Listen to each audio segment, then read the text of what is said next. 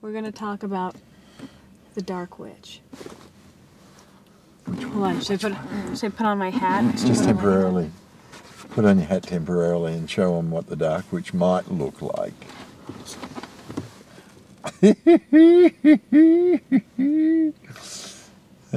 Witch's eye. Watch out for witch's eyes on hats. All right, well, it's impractical to wear. It is, indeed. But I would like to hear, I guess from my perspective, there are these times that I experience often, especially when I was in high school and sort of going through adolescence, of this kind of anger and this irrationality, and God, it just sometimes, especially in relationships, just becomes this, can be weepy and fierce and jealous and conniving, and it's like basically the bitch inside. Yeah. And it just seems like she has no value in this society, and it's always a game to try and get it out. I got a text message from a friend today, and she said, what do you do when that part of you wants to just scream and becomes jealous and angry, and do you meditate it out, or do you talk it out, or do you cry it out? What do you do? And my immediate reaction was like, why does it have to come out? Why do you have to push it away? Yeah. So much. I mean, the thing is that what you're describing is much more than what I would call the Dark Witch part of view of some women who've talked to me about, that witch sense. And so to back up, I always say the best thing to do with rage is let it out. And it's because it's explosive, and rage is generated from blocked power, and rage is generated from blocked choices. So when we make, especially as kids, when we're not allowed to make choices that express us, the choice is blocked, and the stuff, whatever it is, the excitement or the pleasure or whatever around that choice is blocked. Then we get angry about it. Add that event up a bunch of times and we start getting really angry. Then we get taught to block anger, that it's bad, so we block it, which makes us more angry. And so it just becomes this downward spiral of that eventually you're in rage and stuck, right, and blocked. And that rage, the thing is, the original feelings were there to be felt. Mm-hmm. The original impulses behind those choices were there to be acted on. And so the result is that we're blocked, the rage is blocked, and it's alive. It has energy, as we know, and it has to get out somehow. So it could come out, in random explosions in relationships, and that's very common. It could come out through people injuring themselves. Yeah, that's a common enough one too. Or having car crashes. Just to get angry, so we create events then to release the feelings or to justify the feelings. So those kind of feelings are there to be felt and expressed, not necessarily to the person. So with anger, I simply suggest that people, if people are feeling really angry, you can explode in the relationship, but it's probably not going to be very good for the relationship. So take your anger, own that it's your anger wherever it came from, however you got it, it's yours. Go and lie down, and if you can't make a lot of noise, scream into a pillow. Start there. So that you get the emotional content and energy expressed. Then you can start to be present with it and start to look at where it came from, what choices do you get angry about, what is it others say that triggers you, and then there's a whole series of processes or tools or approaches to dismantle the patterns and those limiting choices, and to learn to safely express them and change them, so that instead of blocking that rage, for example, when you start getting a handle on it and taking responsibility for it, then you can start expressing it as passion or intensity. yeah, or drive. So it's not. There's nothing wrong with the feeling. It's just that you've got it working in a way that's not working for you. Right. Yeah. And do you think there's any, I mean, I don't know what a man's experience is. I know that men experience rage, as do women. Yeah. But I'm sort of referring to something that's more in the female archetype. I get that. I get that. But that's why I'm saying there are feelings that come up that get kind of put in the same box as those darker archetypes, that feeling of witchiness or inner magic. That's also usually blocked. So basically everything that's blocked gets shoved into the same kind of category, and they get intertwined often too. So just starting to release those powerful, previously blocked feelings, you know, by crying or yelling into a pillow or whatever, starts getting them out, which gives you more control. Yeah. That's the paradox. Keeping in control or trying to control them ultimately works against us. And people have been taught to not feel and certainly not express those feelings. And I say that's insane. I mean, we're human beings. Part of our nature is to be feeling creatures. Right. To not feel dehumanizes us. Yeah? It's like saying don't breathe. It's ridiculous. Do you have any insight? I mean, that's something that about which I'm curious.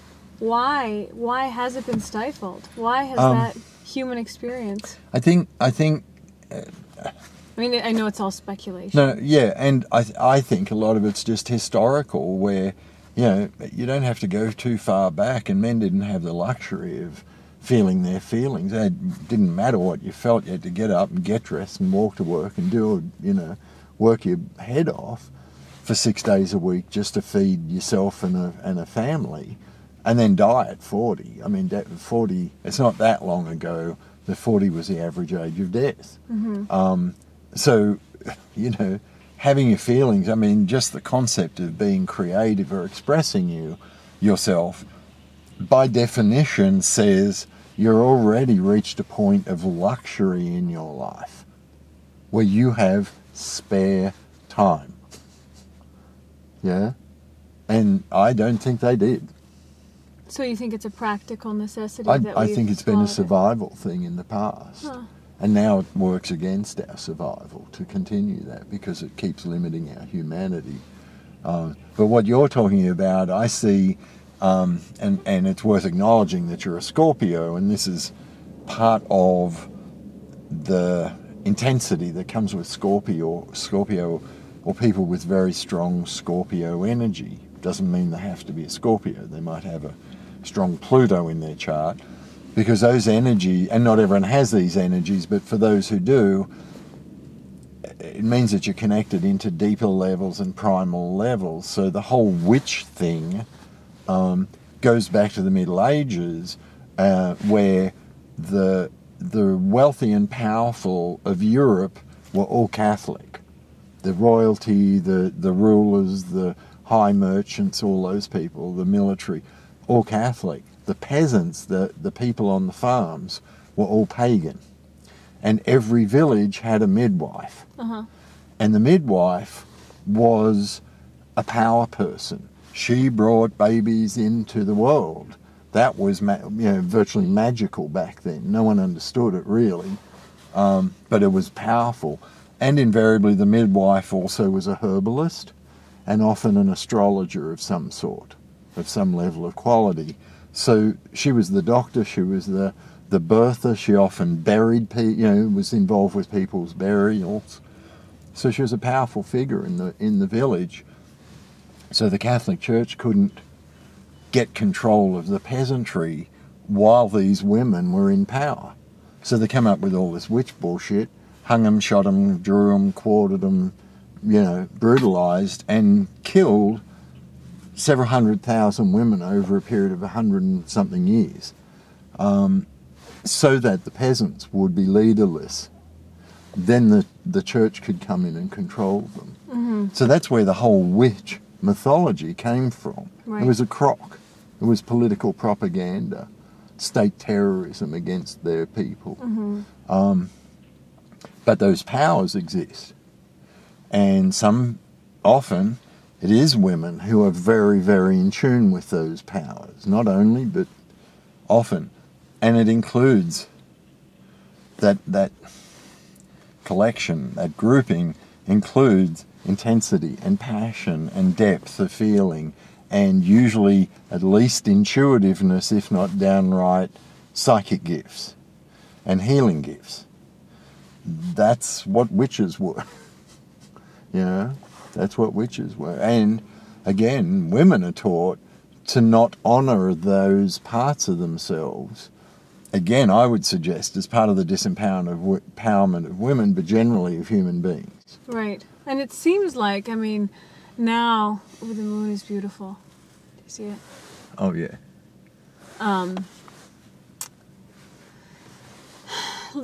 Even though the idea of witch might have been more, more political, more constructed in a negative light, I think now there exists, the possibility for women to embody this witch archetype, which isn't necessarily bad, which is actually a very deep, powerful part of themselves. Absolutely. And how to do that I think crying and screaming into a pillow is good and accessing that, but it is a challenge in a world that's still mainly ruled by men. See, I agree with you to a point, and the point is, it's not just women that have been disempowered in the historic game. Oh, of course. Men are disempowered in their way. So men have the illusion of being in control, because that's the heart. It's like whole human beings have a masculine and feminine side. The Chinese call it the yin and the yang, right? And in our culture, they got separated. And so all the yang qualities were handed to the men, and they were told, go out and, make money or shoot food or whatever. And the women got the female stuff, which was to basically breed and cook, and have feelings. Both lost out. Yeah. Both lost out. And I particularly see a lot of women, this is a very masculinized country where women have been taught that to be self-empowered is to beat or win in the male game. Right. No. It's just changing losing teams. The win is to reclaim, whether you're male or female, to find that balance of energies. Because guess what? Men have feelings and women can be productive. We've proved it, right? So it's not about one or the other. It's about how else do I want to be as a human being? Mm-hmm. Yeah? And for some, and particularly for some women, that includes embracing that witchy part, that magic part. Yeah? Mm-hmm. And I'm absolutely clear there is real magic in the world. And there are people who learn to do it. Yeah? So in our culture, that's, as I said to you earlier today, in our culture, that's an endangered species of human, where we kind of beat that out of people and devalue it and set it up wrapped in fear and weird and all that, whereas in Asia, I've seen magic just you wouldn't believe. Controlling the weather, for heaven's sake. There's astonishing magic that's been videoed and filmed and documented throughout Asia. I'm going to, as we speak about magic here, I'm going to give everybody a glance of the moon. There she is.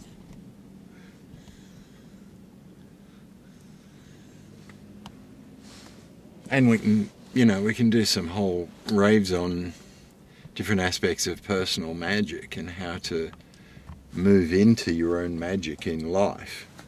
Coming next time, how to move into your magic.